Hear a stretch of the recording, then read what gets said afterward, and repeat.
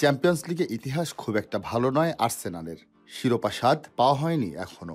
১.৫ দশকের বেশি সময় ধরে তো সেমিফাইনালেই উঠতে পারেনি তারা। টুর্নামেন্টটিতে দলটি কেবল একবার করে ফাইনাল ও সেমিফাইনালে খেলতে পারে, যথাক্রমে ২০০৫-৬ ও ২০০৮-৯ মৌসুমে।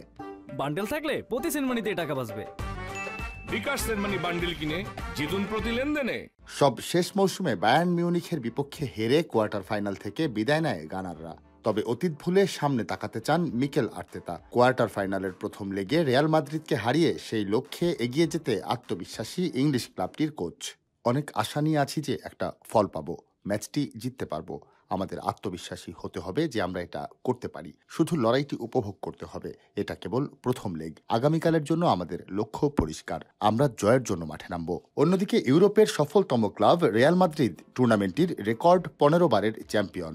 সবশেষ আর্সেনাল যখন শেষ ৪-এ খেলেছে, সেই ২০০৯ সাল থেকে স্প্যানিশ ক্লাবটি ট্রফিটি ঘরে তুলেছে ৬ বার। তবে সবকিছু ছাপিয়ে এবার ইতিহাস গড়তে চায় গানাররা। চ্যাম্পিয়ন্স লিগে নতুন করে গড়তে চান আর্সেনালের ইতিহাস। রিয়াল মাদ্রিদ এমন একটা ক্লাব যারা বিশ্ব ফুটবলে নতুন মান স্থাপন করেছে।